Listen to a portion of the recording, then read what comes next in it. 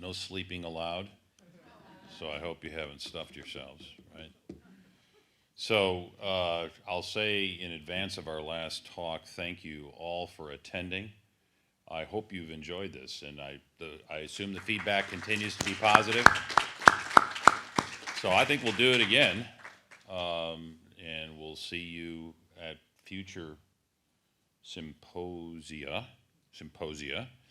And again, we hope that we see you in Gettysburg in November, 16, 17, and 18 for what is a great lineup this year with the Lincoln Forum. So if you can at all come to Gettysburg, please do so. And all the speakers that you've heard here will be there, and I think everyone will be speaking there too, right? In different formats, yes, indeed. So please come to Gettysburg. Thanks for coming. It's been great to see you, and I'm going to turn it once again over to our president, John Swallow, to introduce our final speaker. Thank you. Well, let me add my thanks to Patrick's. It's been great to meet so many of you and to have great conversation over meals and to think together about the legacy of Abraham Lincoln, who was connected to this institution, but of course to so many things, and especially to the work of the Civil War. We'll end today on the battlefield. And so before I introduce our speaker, let me say that I would be delighted for all of you to be back, whether it's a Lincoln Forum event or otherwise. Those of you who are more local, including our friends from Racine, we're delighted that you're here. And we will be looking forward to more presentations on more topics and having Carthage be more of a presence in thinking about the significant events in our history. So it is delightful to be able to introduce Craig Symonds, a Professor Emeritus of History at the U.S. Naval Academy, where he taught for 30 years. And I'm just delighted to hear that. And I know that that is going to come through, as it has come through in his 17 books, most recently, Nimitz at War, published in 2022. So, Craig Symonds.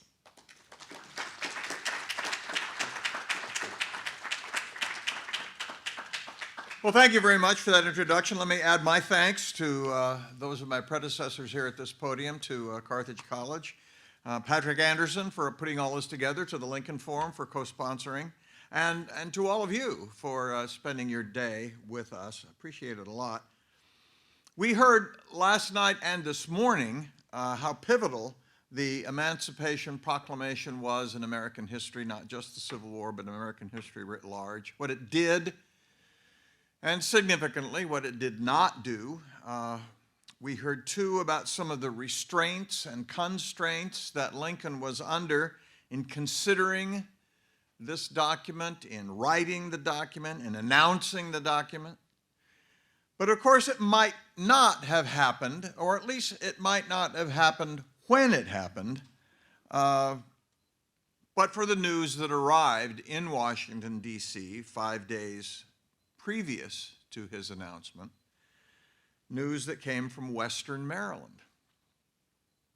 Lincoln wanted to strike at slavery, had long wanted to strike at slavery, but politics and circumstance and public opinion meant that he had to time it carefully. And we heard a lot about timing from Harold just a few minutes ago. Sometimes that little pas de deux that Horace Greeley and Abraham Lincoln had going had a lot to do with timing as well. We've heard, too, that Lincoln's Secretary of State, when he first heard of Lincoln's determination to proceed with an emancipation policy, convinced him that announcing it then, in the mid to late summer of 1862, in the midst of continuous military reversals in the field, would look like an act of desperation, like calling up 300,000 militiamen from Russia in the midst of unhappy military news.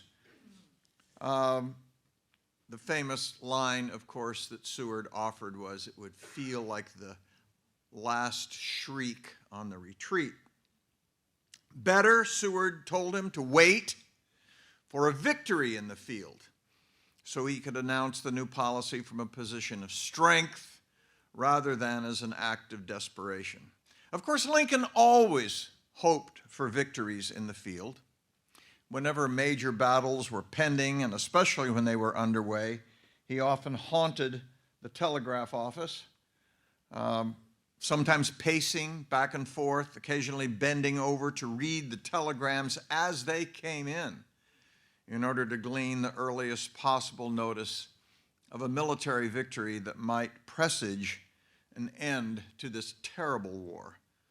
And far too often he was disappointed, and each new military disaster was like a knife to his heart.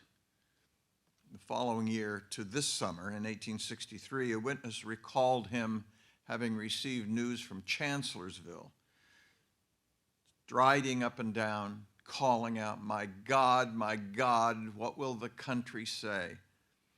And of course, he cared deeply about the hundreds and thousands and eventually tens of thousands who were killed, or nearly as terrible, so badly maimed they would never again live a normal life. Lincoln's empathy was intrinsic to him. Every life, every death mattered. But on September 17, 1862, the stakes were even higher than usual, because after the Confederate victory in August at the Second Battle of Bull Run, this long-anticipated victory that turned out not to be a victory at all, the rebel army under Robert E. Lee crossed the Potomac into Maryland. Here was an entirely new peril. The cities of Western Maryland, even Baltimore, Washington, could be in peril. In desperation, Lincoln turned to Little Mac, George B. McClellan, to lead the army. Now, Lincoln had had a relationship with McClellan prior to this. He'd had a personal distrust of the general. I don't think it's going too far to say he had a personal dislike of the general. And yet, despite the dismissive way McClellan had treated him all during his command of the army to this point, despite warnings from his advisors, and despite the disastrously bungled Peninsular Campaign, it seemed to Lincoln that there was no one else that he could turn to who could restore the spirit of the army. After Second Bull Run, the Army's senior officers were quarreling with one another, pointing fingers. The men in the ranks were dispirited, defeatist, perhaps even mutinous. Unless the Army's morale could be restored, Lee's foray into Maryland might become a disaster for the Union cause. Lincoln knew that for all his faults, and there were many, Little Mac was well-liked. In fact, I don't think it's going too far to say that he was loved by the men in the ranks. His return to command could restore the Army's plunging morale. And so, despite his own misgivings, Lincoln turned the Army over to George McClellan. Characteristically, instead of being gratified or grateful, McClellan gloated that it was about time that the original guerrilla, as McClellan occasionally referred to Lincoln in his letters to his wife, that Lincoln returned him to command. McClellan believed that he was now in a position to save the army, yes, but to save the country, and that only he could do it. He also believed that meant he could determine, or at least help to determine, the basis, the terms on which the country would be saved. And in his view, that did not include emancipating any slaves. Indeed, had McClellan known that by winning a victory in the field, he would advance the cause of black freedom, he would have been horrified. He might even have refused command. He was willing to fight for the Union, but he would not fight for emancipation. But before he could dictate policy, whatever that policy might be, McClellan first had to confront and defeat Lee's invading army. That army crossed the Potomac from Virginia into Maryland at White's Ford, which I've circled on this map, on September 4th. As they crossed, the men, or at least some large percentage of them, sang a song, "Maryland, My Maryland." The tune was known to almost everyone. It was the tune of "O Christmas Tree," already popular, but the words were new. They had been written by James Ryder Randall the year before, following the bloodletting in the streets of Baltimore in 1861, as Union troops were marching south toward Washington, D.C., through Maryland.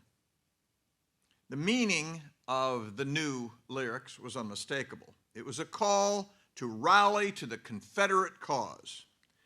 Rather famously, it contained the line, "Huzzah, we spurn the northern scum." That's you guys, by the way, just saying.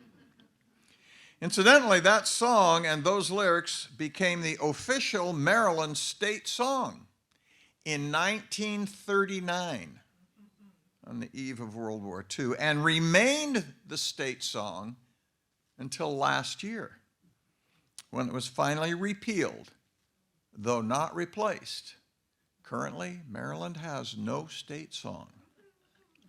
Anyway, back to our narrative. After crossing the Potomac, Lee's army marched north to the town of Frederick, which I've circled again on this map, where it went into camp.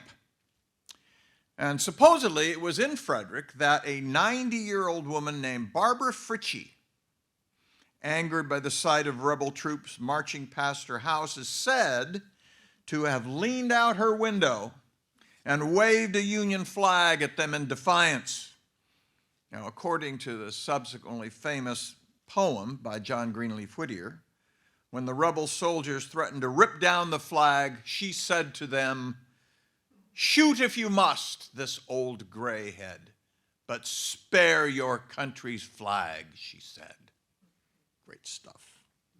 Well, maybe she said that. There's no contemporary evidence of the event, but the Barbara Fritchie House still stands as a tourist destination in Frederick. Frederick, however, was unquestionably important to this campaign and to the ensuing battle, and eventually to the Emancipation Proclamation, for it was in Frederick that Lee planned out the ensuing campaign. Even though his army was now operating in enemy territory, or at least potentially hostile territory, he decided to divide his army into several groups. Now, this gets a little complicated. Bear with me here. So back to our map. Lee's plan was to send one unit, the largest of them, it's a route marked here in black, from Frederick under his trusted lieutenant Stonewall Jackson, on a long roundabout march, first west, then south, back across the Potomac to arrive at Harper's Ferry from the south. Other units would cooperate in this move. Here they go in black, so that Harper's Ferry itself would be literally surrounded. The capture of Harper's Ferry would allow Lee to open a supply line up through the Shenandoah Valley. Now, here is Harper's Ferry. At the time, you can see how it sits right at the bottom of those surrounding mountains, all of them now occupied by Confederate troops, which would give the Confederacy control of the rivers and the railroad lines there. Note that in this plan, Lee committed himself to sending off 3 separate units that were separated from one another by major rivers and by mountains. That's a pretty risky gambit when you're operating in enemy territory, but as they say on TV, but wait, there's more. He then ordered a 4th group, this one under James Longstreet, to march west and then north toward Hagerstown to seize it and any supplies that might be found there. So that, in effect, Lee, famous already for his daring maneuvers, but this one is especially reckless, perhaps, at least risky. His army is broken into 4 separate elements, widely spread all over western Maryland and northern Virginia. Why did he think he could get away with this?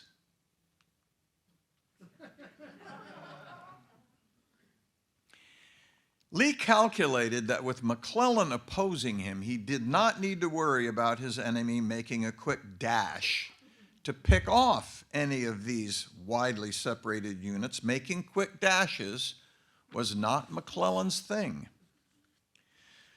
Lee detailed all of these movements, complicated as they were, in a set of written orders. They were labeled Special War Order Number 191. This one happens to be Stonewall Jackson's copy. It may be the most famous operational order ever written in the Civil War. Copies were made by Lee's staff. He didn't write them out personally, but staff officers, usually captains, wrote out copies for each unit commander in command of these widely separated units, gave them to couriers to deliver that night for the movement the next morning. And the next day, Lee's army broke camp and off they went on their separate missions. Meanwhile, McClellan is slowly moving westward himself. And on the 13th of September, he camped in Frederick and set up camp on the same ground in Frederick where the Confederates had camped 2 days before. McClellan was sitting in his command tent and talking with, whoops, wrong one. Let's go back to where we were. Have I got one? Oh, okay. I don't have a picture of him sitting in his command tent, I guess. But he was in his tent talking with staff officers when a courier came in and said, "Sir, General, we just found this piece of paper on the battlefield. It had been wrapped around 3 cigars and tied with a string. And it was, can you guess?" Of course, it was a copy of War Order Number 191. Seldom, if ever, in the history of warfare has the commander of an army in the field received more detailed information of his enemy's plans. It was so detailed that a wary officer might have suspected it was a trick. But McClellan concluded at once that it was genuine. Supposedly, he read it over quickly, then held it aloft and exclaimed, "Here is a piece of paper with which, if I cannot beat Bobby Lee, I will be prepared to go home." I've always been suspicious of that wording. Of course, I'm delighted he avoided ending a sentence with a preposition. He didn't say, "Here is a paper I can beat Bobby Lee with." Perhaps the sentence had some post-battle editing.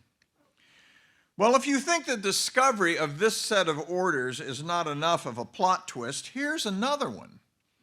In McClellan's tent that day was a local farmer who, unbeknownst to McClellan, was a Southern sympathizer.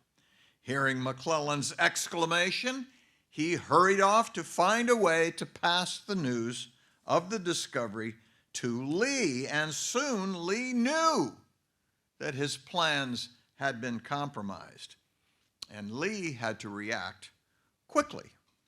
He at once dispatched another set of orders to bring the various elements of his command together, and we need to find a place centrally located to where all those various elements are, halfway between Hagerstown, where Longstreet is, and Harper's Ferry, where Jackson is, and it's the little town of Sharpsburg, Maryland, on the banks of Antietam Creek.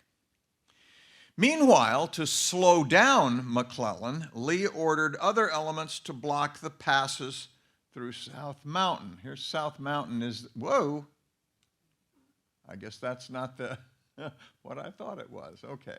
You can see South Mountain here. It's that brown vertical line of hills. And if we advance the map, you can see the blue Unionists trying to fight their way through those passes to get to Sharpsburg there on the left-hand side of the map. If he could slow McClellan down through those passes, it would give him the time he needed to bring his army back together. But this time, uncharacteristically, McClellan acted quickly, or at least quickly for McClellan. On September 14th, his advance units ran into the rebel blocking forces in the gaps through South Mountain at Turner's Gap and Fox Gap. The fighting was pretty sharp, and it did slow McClellan down, but not as much as Lee hoped. By September 16th, Longstreet's force and other elements of the army had reached Sharpsburg. But Stonewall Jackson's forces were all still at Harper's Ferry. Down there at the bottom left, you can see them surrounding Harper's Ferry. And Jackson sent word, he said, I can get there pretty quick, but if you give me one more day, I can complete the capture of Harper's Ferry and all the valuable material and resources and supplies that are available there. And Lee said, okay, one day. Harper's Ferry surrendered on the 15th, and Jackson's men began the march north to Sharpsburg. But he left one division behind under A.P. Hill. One division, this guy, we're going to come back to this guy, A.P. Hill, to take care of the administrative business of occupying the fort, writing up the papers for parole, and so on. And they also helped themselves to a huge warehouse full of brand new blue uniforms. So by September 16th, Lee had most of his army at Sharpsburg. That's a complicated map, but bear with me, I'm going to walk you through it. Even though most of his army was now concentrated, Lee had only about 40,000 men, and McClellan was approaching from the right on this map with almost exactly twice that number, 82,000. Worse, while Sharpsburg had been a likely place to concentrate its forces, he had no particular geographical defensive advantages. Lee had tiny Antietam Creek, there you see running north to south on the map, but the army had its back to the much larger Potomac River. He was, in effect, pinned down. His best chance now was to get the heck out of there. But he didn't. And why not? Well, it was mostly pride. When he had entered Maryland only 2 weeks before, he had issued a public proclamation promising liberation to his citizens of Maryland, hoping that Marylanders would rally to him. It's kind of disorienting, given our conversations last night and today, to think of how Lee is coming into Maryland to offer liberation. You think of the language of emancipation. Lee promised to emancipate the white slave owners in Maryland from the tyranny of an anti-slavery government.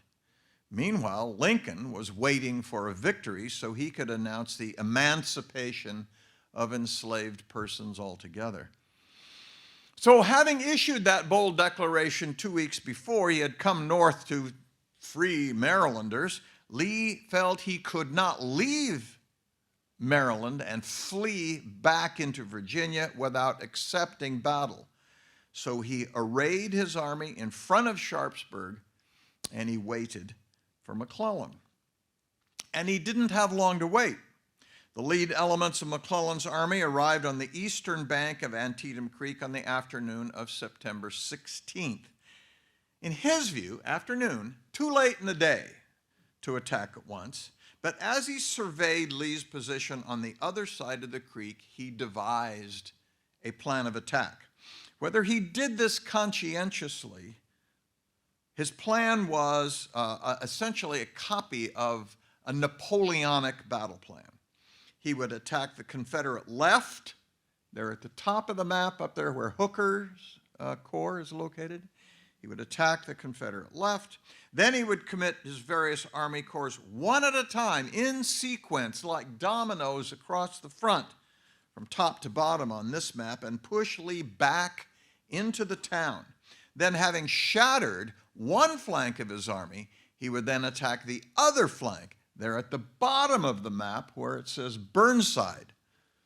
When these two flank attacks had weakened Lee's center, he would send his largest corps, that of Major General Fitzjohn Porter, which you see right under McClellan's name, smashing through the center to apply the coup de grace. Mwah!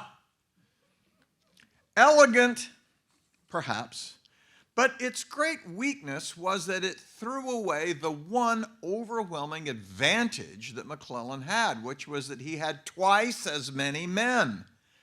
If he had simply said charge and sent his entire army crashing simultaneously into Lee's outnumbered and overstretched army, he would almost certainly have won the day, and perhaps achieved the decisive victory that Lincoln, waiting back in the telegraph office, was hoping for. But that, you see, was not elegant, hardly worthy of McClellan's idea of brilliant generalship. The battle itself began on September 17th, the bloodiest day, still, 9/11, D-Day, Pearl Harbor notwithstanding, the bloodiest single day in American history. It began with an attack by Fighting Joe Hooker up there at the top of the map. The fighting took place in areas now immortalized by the subsequent bloodshed, the North Woods, the West Woods, and especially in a cornfield that belonged to a local farmer named D.R. Miller, and ever afterwards simply known to Civil War students as the cornfield. For 4 hours, 25,000 men simply stood in that cornfield and killed one another. Soon afterward, the 12th Union Corps under Joseph Mansfield charged through what was called the East Wood. Mansfield was killed outright almost immediately, but the soldiers continued on without him, and eventually they captured the little church building that, because it was painted a bright white, stood out prominently on the battlefield. It's still there. The parishioners in that church believed in full immersion baptism and were locally known, therefore, as Dunkers. And the little church was then and is still called the Dunker Church. The fighting for this otherwise unimportant site lasted the rest of the morning, and by noon, the church was pockmarked with both cannon and bullet holes, as you can see. Despite stubborn fighting on both sides and horrific casualties, neither of these attacks was decisive. But there was more to come. The next Federal attack was conducted by Edwin Vaux Sumner. You see him about in the middle of the map. You see how it's proceeding right to left on this map as we look at it, or top to bottom if you prefer. Two of Sumner's divisions attacked a section of the rebel line that occupied a farm lane that had been used frequently by local farmers to carry their goods, so that the level of the roadway had eroded several feet below the level of the surrounding fields and was called, naturally enough, the Sunken Road. And soon it earned a new nickname as Bloody Lane. 2,600 Confederates used it as an ersatz trench and held off repeated attacks by over 5,000 Union soldiers in a confrontation that presaged the kind of trench warfare that would emerge outside Richmond in 1865 and again in France and Flanders in 1915. Again, for 4 hours, men shot one another down until the sunken road and the ground in front of it was literally carpeted with bodies. In time, despite horrific losses, Union numbers finally began to tell, and the Confederates evacuated Bloody Lane, falling back to the outskirts of Sharpsburg. Okay, crashed in the Confederate left. The Confederates had been hit hard. Their line was wavering, so now McClellan ordered an attack on the Confederate right. To the bottom of this map, whoops, no. to the bottom of this map where you see Burnside. But to do that, he had to cross Antietam Creek, which, as you can see, is not that daunting an obstacle. The creek is not very wide. You can still cross it today without getting your knees wet if you go at the right time of year. And yet it's a more daunting obstacle than it looks. For one thing, the banks were steep, so that you had to climb down into it, wade through it, and then climb out the other side. And for another, the western side, which included an old stone quarry, was elevated above the creek so that Confederate defenders in the quarry could shoot down anyone attempting to cross the bridge. The creek was spanned by actually 3 bridges, and they're known, this is so creative, as the upper, middle, and lower bridges. The lower bridge, which is the one seen here, also known as Rohrbach's Bridge, after a local farmer. This was the bridge that was the target of this new federal assault. And the man McClellan charged with crossing it and then attacking the Confederate left was Major General Ambrose Burnside. Yes, that is how Burnsides got their name, Sideburns, Burnside. The bridge was, and is, still there, about 12 feet wide, so it can be assailed only on a relatively narrow front, perhaps 6 men abreast. A Connecticut regiment was the first to make the attempt, but the brigade of Georgians, secure in their stone perch behind the bridge, made pretty quick work of that. The next attempt was by a full brigade of Maryland and New Hampshire troops, but the narrowness of the bridge funneled the attack into so narrow a column that the result was much the same. Then a brigade of New York, this is for Harold, New York troops, Harold, and Pennsylvania troops were ordered to give it a try. No Wisconsin troops close enough to do it, so otherwise I'm sure that would have been the decision. Having witnessed those earlier attempts, the men were a little less than enthusiastic. When Major General Ferraro gave them the order, a bold corporal called up from the ranks, "Will you give us whiskey if we do it?" To which Ferraro replied, "Yes, by God, as much as you want." Well, apparently, that's all they needed to hear, because sure enough, the men charged the bridge, reached the far side, clambered up the bank into the quarry, drove off the pesky Georgians, and Burnside's bridge was taken at last. The problem was that it had taken a lot of time, too much time, in McClellan's opinion. It was now past about 1:30 in the afternoon, about now, and Burnside still had to funnel the rest of his forces across the bridge. Then he had to deploy them into battle formation before he could make the general advance, and that would take more time. In fact, it would take until about 3:30 in the afternoon. Burnside's men drove the Confederate skirmishers back toward town, outflanked Lee's main line that was facing northward. So here is the critical moment of the battle. McClellan still had his largest corps, nearly 30,000 men, not yet committed to the fight. Was this the moment to send them crashing into Lee's weakened center? And McClellan was seriously considering it when Fitzjohn Porter, who was one of McClellan's most trusted confidants, said to him, "Sir, remember that my corps is the last organized force between the enemy and Washington, D.C." Well, that was enough to convince the cautious McClellan that he couldn't take any chances. He kept Porter's corps in reserve, and those 30,000 men never did get into the fight. So by 5 o'clock, it still looked like a Union victory was at hand. Burnside's men were at last advancing, having crossed the river, crushing in Lee's right. Lee's outnumbered forces had their back to a river, no way to escape. His army was all but used up. One more good push would finish it, capture Lee, his entire army intact, maybe end the war.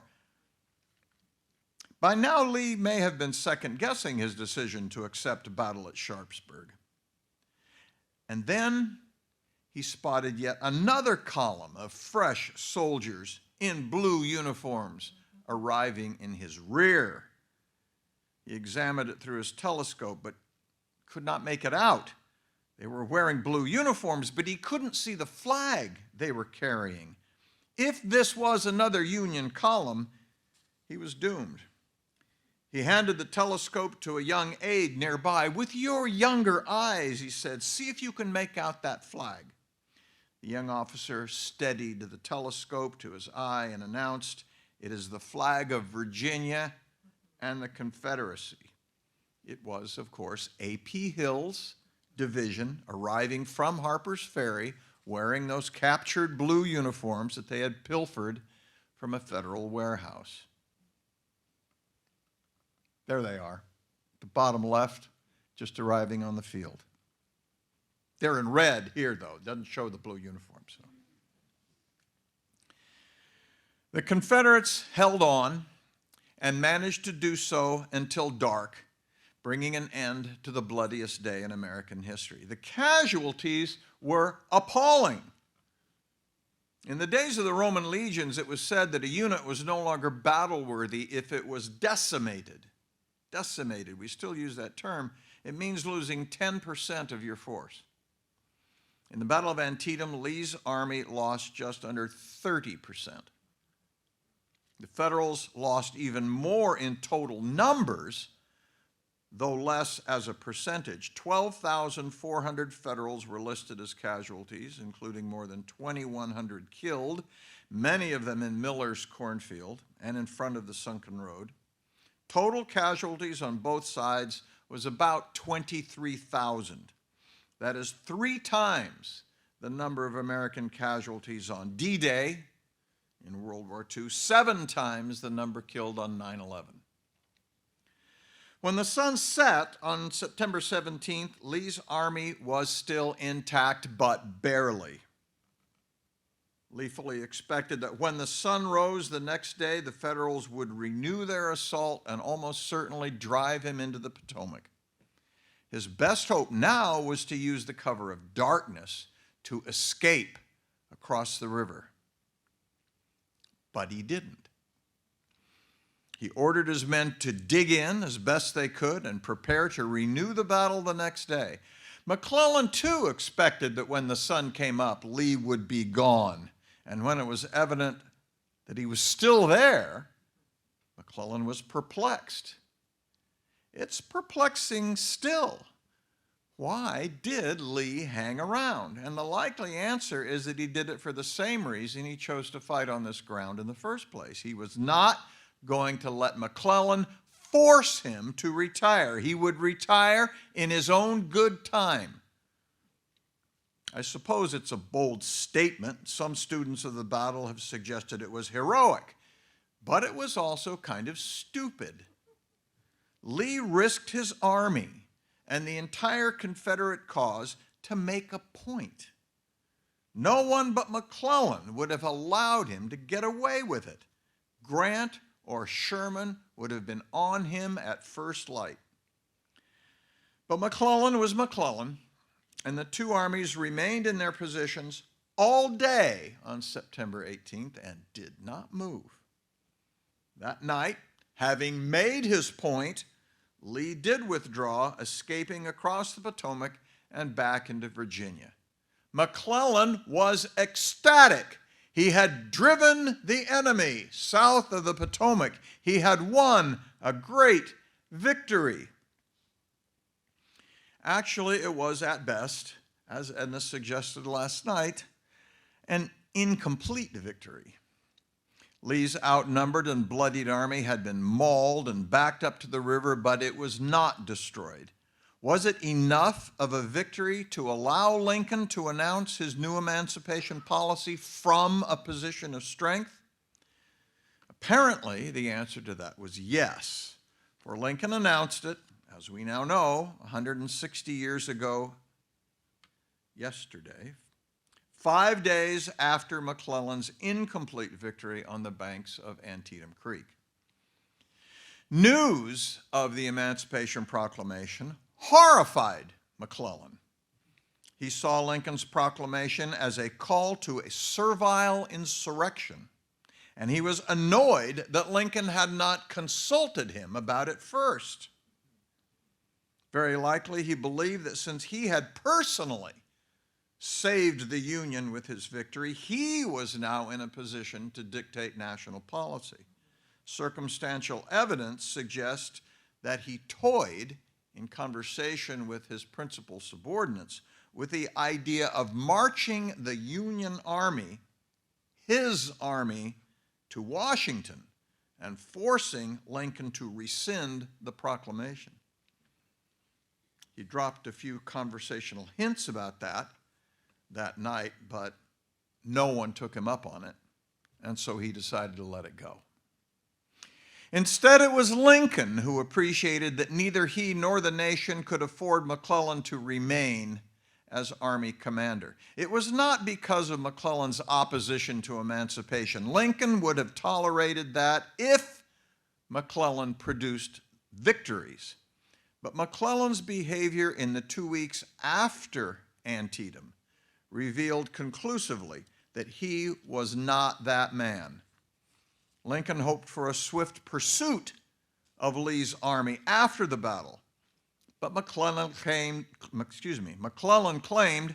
that's not easy to say, by the way, McClellan claimed that he needed time to rest and to refit his army.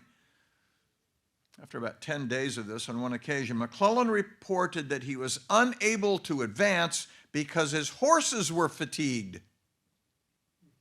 Some of you have heard this riposte that Lincoln sent, showing that his patience had limits. After all, Lincoln, who was in the telegraph office when that message arrived, shot back, "Will you please tell me what your horses have been doing since the Battle of Antietam that fatigues anything?" Uncharacteristic of him, he just couldn't help himself. And yet, McClellan remained in command for now. Lincoln visited him in October, in part to test the temperature of the army. Was it really McClellan's army? Would Lincoln be able to count on it if McClellan were gone? He decided that it could, and by November, McClellan was gone. Lincoln had finally had enough, and he replaced Little Mac with Ambrose Burnside of the bridge fame. McClellan, interestingly, did not protest. He dutifully turned the army over to Burnside and departed. That was not the end of him, of course. As most of you know, he ran for president against Lincoln on the Democratic ticket in 1864, and that, too, is part of the emancipation story. Because Lincoln understood that if McClellan won that election and became president in 1865, he might well have reversed the Emancipation Proclamation. A proclamation by one president can be reversed by another, as we all know. That is why Lincoln was so determined to get the 13th Amendment ratified and made part of the Constitution so that his legacy of freedom would survive him. If you want to play the what-if game, and Civil War scholars do this all the time, let's imagine that McClellan did commit Porter's Corps on the afternoon of September 17, 1862, that it smashed through that thinned rebel line, that Lee was forced to surrender his army. Lee himself made a prisoner of war. Could the Confederacy have survived such a blow? Could the war have ended that fall? And if it had, would there have been an Emancipation Proclamation? So, in a perverse way, you might argue that the partial victory won by the Union Army in the Battle of Antietam was fortuitous. It was enough of a victory to justify Lincoln's announcement, but not so much of a victory as to preclude it. The war went on, of course, In December, Burnside sought to get around Lee's army at Fredericksburg, suffered another disastrous Union defeat, and the war staggered on for another 3 years. But now at least, it had a greater meaning. It remained a war for the Union, oh yes, but it was now also a war for freedom and emancipation. Thank you. I look forward to your questions.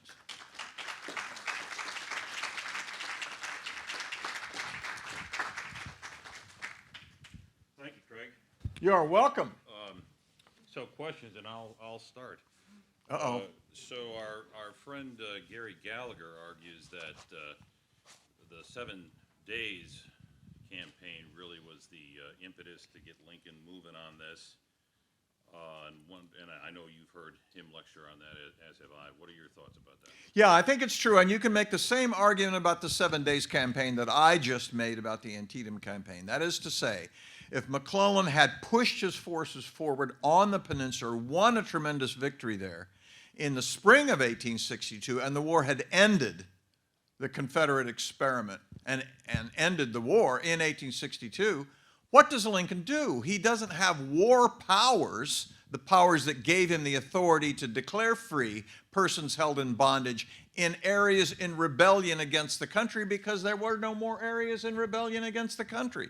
So, you know, the role that Providence, capital P, circumstance, fortune, whatever your beliefs may be, plays in this role is crucial, because horrifying as this lengthy war was, had it played out more swiftly, more efficiently with a Union victory early, the intractable Gordian's knot of slavery would still have been in place and had to be addressed. And Gary's right about that. One moment was following the 7 Days. Jim McPherson argues this as well in his books. But I think it's also true at Antietam. So that the Antietam half victory was what Lincoln needed, but also the subsequent years of war made it possible for that Emancipation Proclamation to take effect, to take root, to dig in, to become a real thing. So, yes. Okay? Thank you. Who else? Questions? Open it up.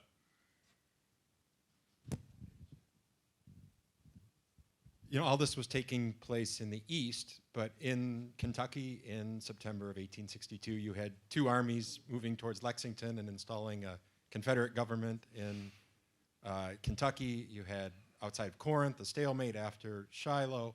So yeah, all this was the Eastern theater thing, but those of us here in the upper Midwest know that there was a whole another Western theater where most of the troops from the upper Midwest are to participate. Wait a minute, there was a Western theater? Yeah. You know, you almost wouldn't know that to read the Eastern papers, and unfortunately to read a lot of the history books as well. You'd think the entire war took place between Richmond and Washington, Correct. in an area about the size of Connecticut.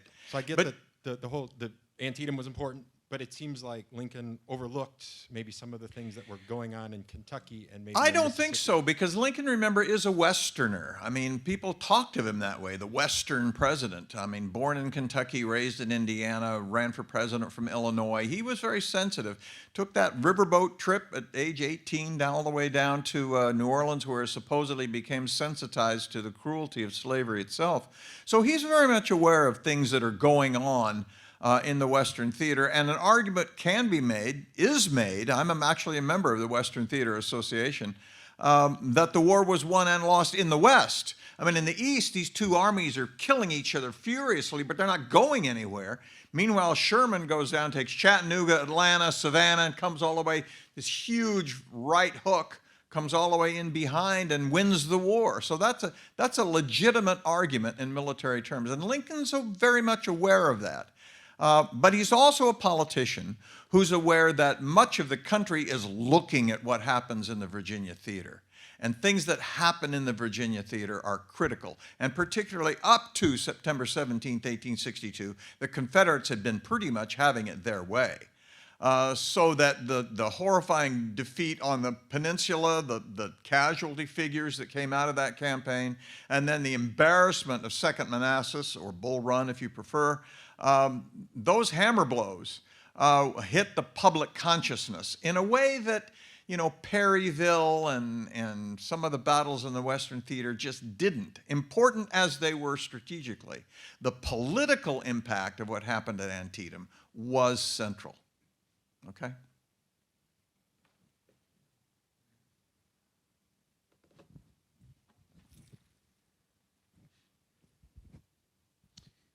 We've talked a lot about what Lincoln was fighting for, okay, the preservation of the Union versus slavery. What about the guys in the troops, in the trenches?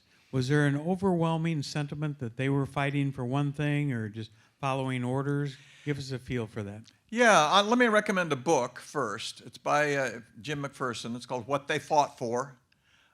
He went through thousands of soldier letters home and looked for things that they said to their families about what I'm fighting for, why I'm here. And yes, there's a lot of union. This is an experiment in self-government. If it fails here, it will show the world that democracy and self-government can't work, and we must go back to kings and autocrats. There's a lot of that. But there's much more of not just that we are a city on a hill and showing how it worked, but to make true what Thomas Jefferson said in the Declaration, that all men are created equal. There's a lot of talk about that. And it varies from region to region, New England versus the Midwest versus the Mid-Atlantic states and so on. But it's clear that they were aware that they were fighting for union, but something else too. And I recommend that book. It's very thoughtful and very nuanced, as Jim often was in his writings. Let me say, too, about Lincoln, that I am convinced personally that, yes, Lincoln fought for union for the same reason those soldiers articulated. That is to say, if we fail, if this government fails, and this, of course, is in the Gettysburg Address, it demonstrates that this doesn't work. And we can't allow that Europeans to see that this experiment has failed. So that's crucial to why he feels it's essential to win this war. You can't just lose an election and then say, we quit, right? Which is what the South was saying. Our guy didn't win, we're out. But I also believe in my heart that Lincoln was a fierce opponent of slavery. And did he change during the war? Absolutely, he changed during the war. But also the war gave him an opportunity to do something he had wanted to do since he was a conscious adult. Do something to end this horrible scourge of slavery. And he went as far as he could go before he was president by supporting compromises and talking about colonization and other such half measures. But once the war began, he saw that it gave him an opportunity to do the thing that would have been politically impossible prior to 1862. So he, too, did he change? Yes. Did he grow? Yes. We all do, I hope. But in addition to that, circumstance gave him a chance to do the thing he had always wanted to do, and that is to strike at slavery. One more right there.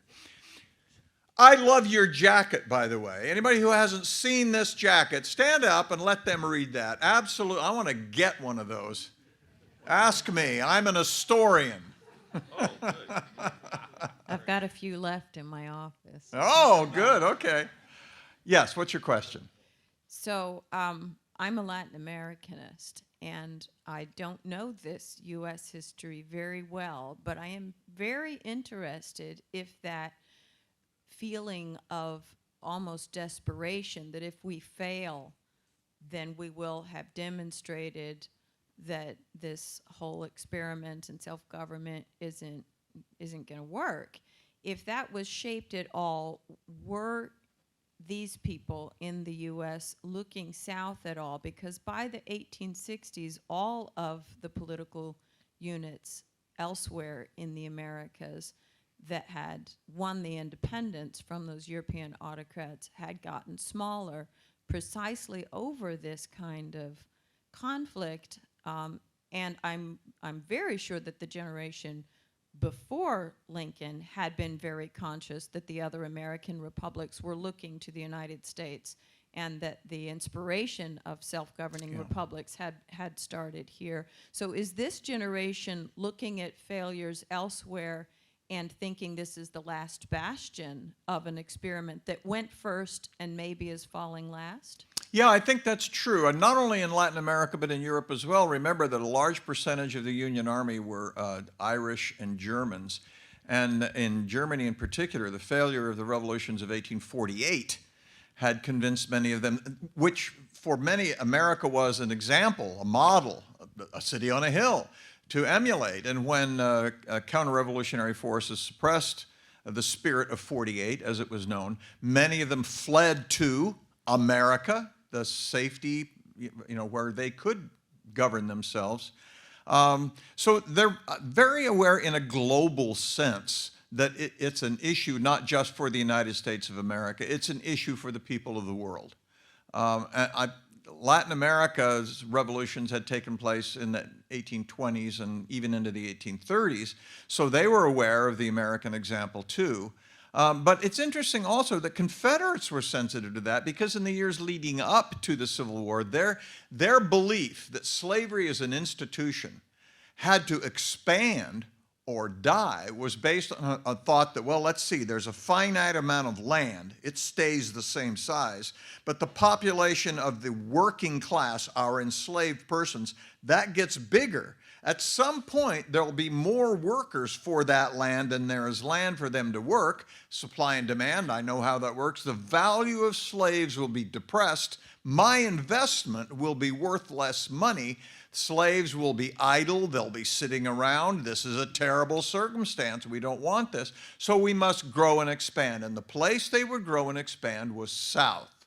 Mexico, Cuba, Central America, even South America. And of course, the shadow of this after the war is the number of Confederates who went to Brazil, which sustained slavery into the 1880s, and they hoped to be able to sustain their model of life in Brazil as long as they could. So there's a sensitivity, I think, not only in Latin America about what's happening in America, but in America about what's happening elsewhere, that this is an issue not just here, it's an issue for everyone.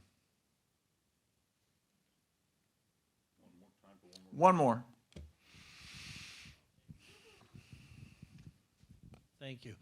I'm going to offer this one both to yourself and to Harold, and that is that when you look at Lincoln and his approach to slavery, his approach primarily to emancipation and his change as the war goes on, you almost look at him as the CEO of any other organization. We've got a problem. You almost imagine Lincoln at the whiteboard saying, let's brainstorm and look at what are the options for getting rid of this thing. Do we compensate? Well, some people didn't want to accept that. Oh, do we do colonization? No. There were blacks that didn't want to be colonized and that. It's almost like you're brainstorming and you're just going through option A, B, C, D, E, F, and Lincoln seems to go right along with that until he finds a resolution to something that he's got a buy-in. He's not ahead of public opinion. He's not guilty of that. How do I get buy-in both from the freed blacks and from the black community and from the whites? It's like you're looking at options. What this is what I've got to work with, and yet you still have this reality of, if nothing else, I have the opportunity to use war powers when the circumstances arise. I'm just wondering what you think of that. Yeah, there are companies that their business model is putting on conferences, training sessions on how to be an effective CEO that use Abraham Lincoln as their model. We think of Abraham Lincoln as an ideologue. He was a principled man whose soaring rhetoric inspires us all to think about noble ideas, but he was also a pragmatist.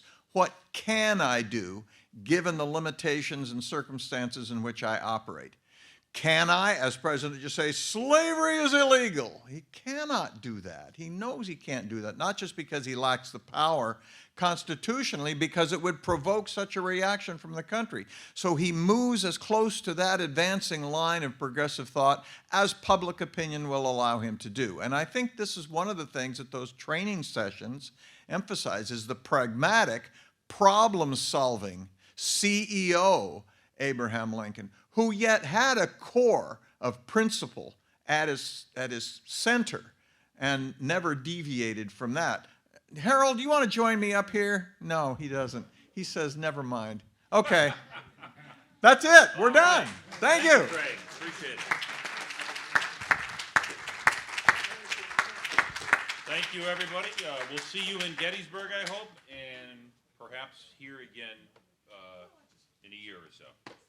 Thank you. Have a great weekend. And enjoy, come back for homecoming events. It's homecoming weekend.